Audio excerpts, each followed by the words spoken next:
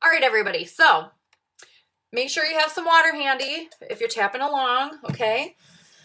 We're going to go ahead and get started with our tapping on fear of abandonment. Okay, so go ahead and start tapping on your karate chop point. On either hand is fine. Again, you can tap on one side and then switch sides. You can tap on both sides simultaneously. Do what feels good for you, okay? Here we go. Even though I feel alone right now,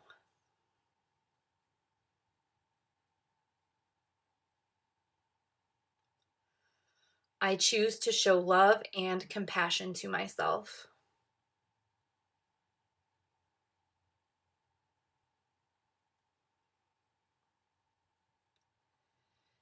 And even though I feel afraid that I will always be abandoned,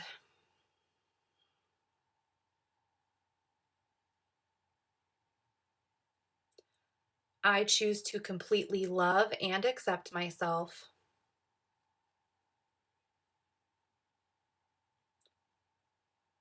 As well as anyone else connected to this.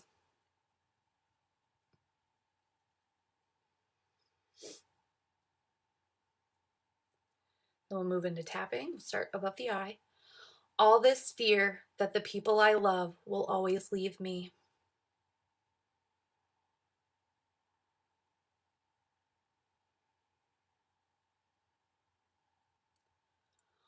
All this doubt that the people I love will stay in my life.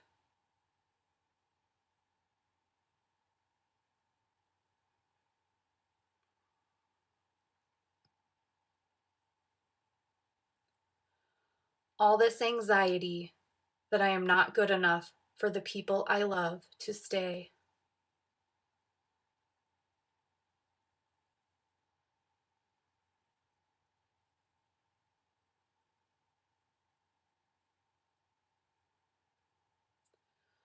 All this pain from the people I love abandoning me in the past.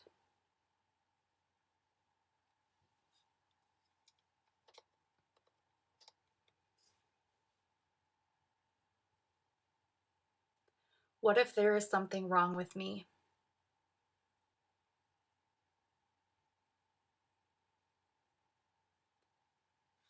What if I'm not lovable?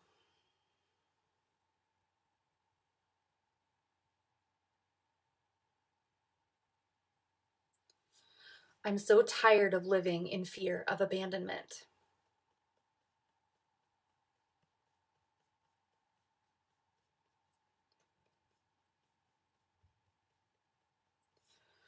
Whatever I am feeling is valid.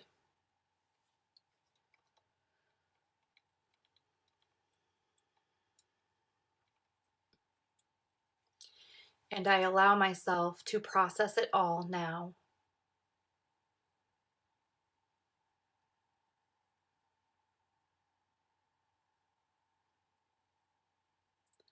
Because the truth is, there is nothing wrong with me.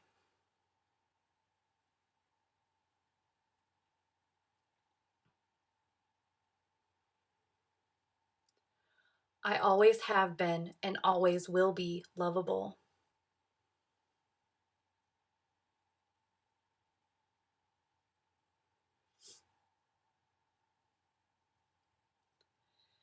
And just because people I love abandoned me in the past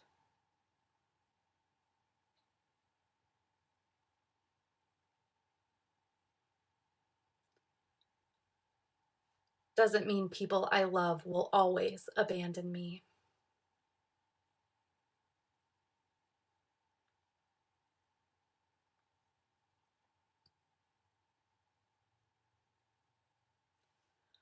I decide right now that I am no longer abandoned by myself or others.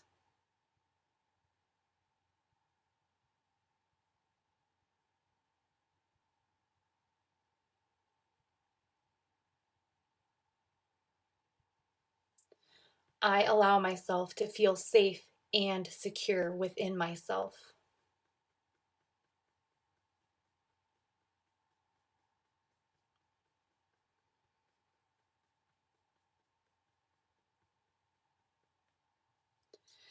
In fact, I'm always safe, secure, and supported in every way.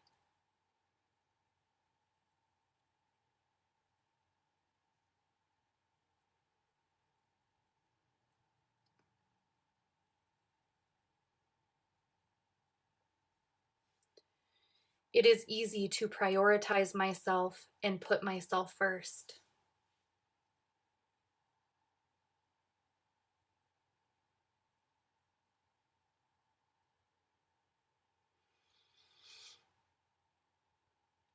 My needs and wants are important and valid.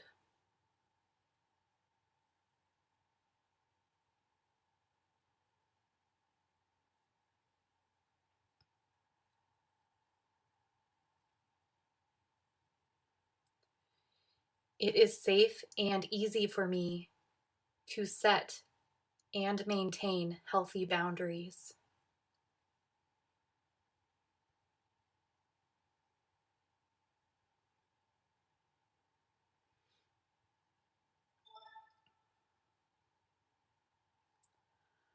I know I am whole and complete as I am now.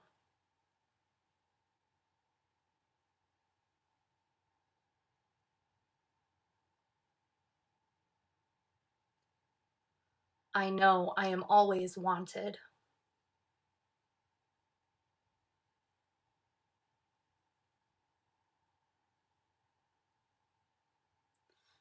I know I am irreplaceable.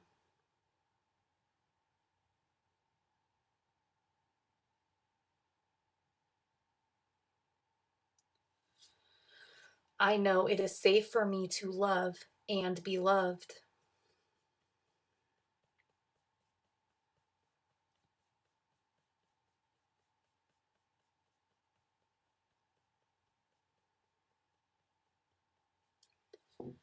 I am ready to open my heart to love and connection.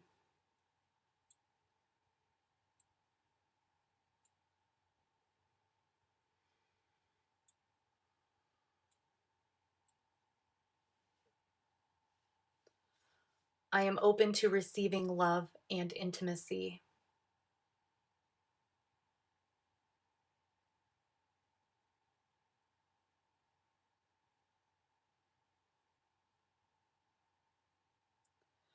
I am always loved and accepted by myself and others.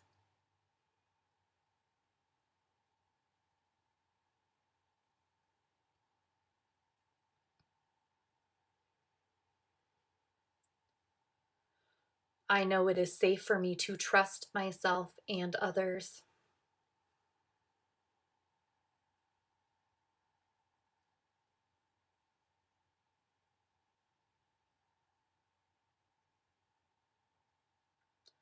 I know the people I love always stay in my life.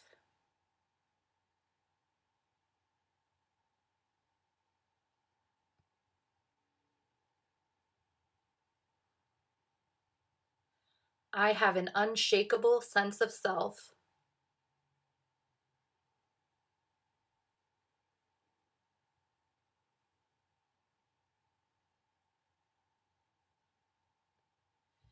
And the more authentic I am, the more people love me.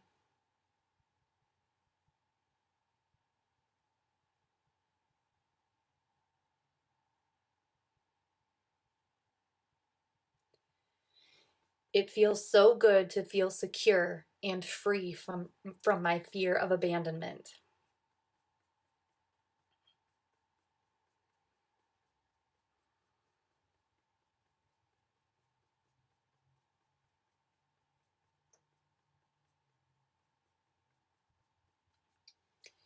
And I now know and feel the truth of this all.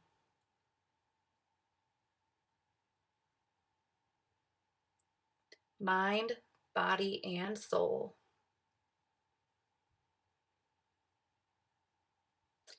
And then take a deep breath in through your nose and out through your mouth. And if you have your glass of water or water nearby, have a drink of water. All right, everybody, we're going to move into our activity, which is a meditation. This is a an inner child integration meditation. And if you don't like the words inner child healing or inner child or anything like that, it is it's integrating past versions of yourself, okay? Just using the younger version of yourself as the personification of that old version, okay? So get comfortable. Try as much as possible to be in a space where you won't be interrupted. And I'm going to play the meditation here for you, and we will meditate along, and then after that we will do some reading.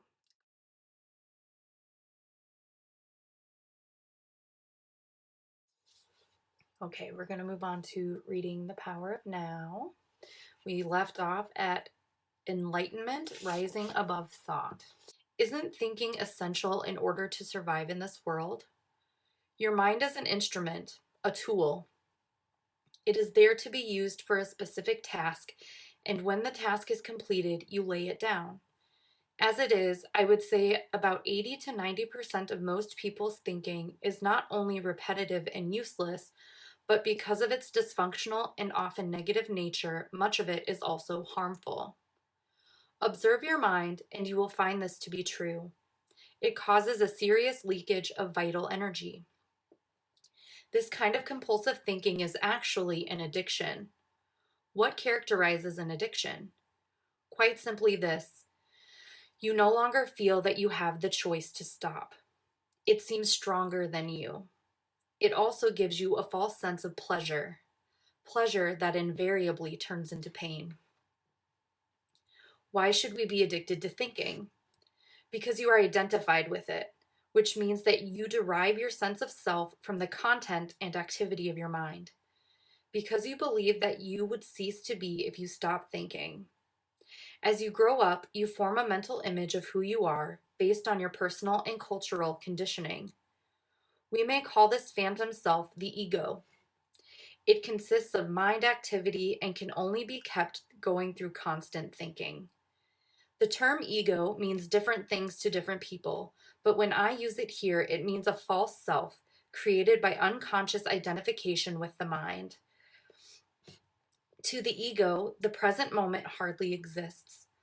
Only past and future are considered important. This total reversal of the truth accounts for the fact that in the ego mode, the mind is so dysfunctional. It is always concerned with keeping the past alive, because without it, who are you? It constantly projects itself into the future to ensure its continued survival and to seek some kind of release or fulfillment there. It says, one day when this, that, or the other happens, I'm going to be okay, happy, and at peace. Even when the ego seems to be concerned with the present, it is not the present that it sees. It misperceives it completely because it looks at it through the eyes of the past, or it reduces the present to a means to an end that always lies in the mind projected future. Observe your mind and you'll see that this is how it works. The present moment holds the key to liberation. You cannot find the present moment as long as you are your mind. I don't want to lose my ability to analyze and discriminate. I wouldn't mind learning to think more clearly in a more focused way, but I don't want to lose my mind. The gift of thought is the most precious thing we have. Without it, we would just be another species of animal. The predominance of mind is no more than a stage in the evolution of consciousness. We need to go on to the next stage now as a matter of urgency. Otherwise, we will be destroyed by the mind, which has grown into a monster. I will talk about this in more detail later.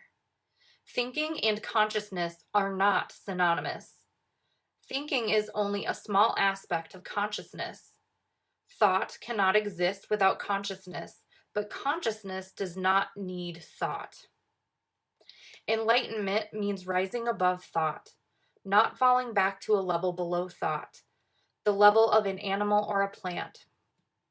In the enlightened state, you still use your thinking mind when needed, but in a much more focused and effective way than before. You use it mostly for practical purposes, but you are free of the involuntary internal dialogue, and there is inner stillness. When you do use your mind, and particularly when a creative solution is needed, you oscillate every few minutes or so between thought and stillness, between mind and no mind. No mind is consciousness without thought.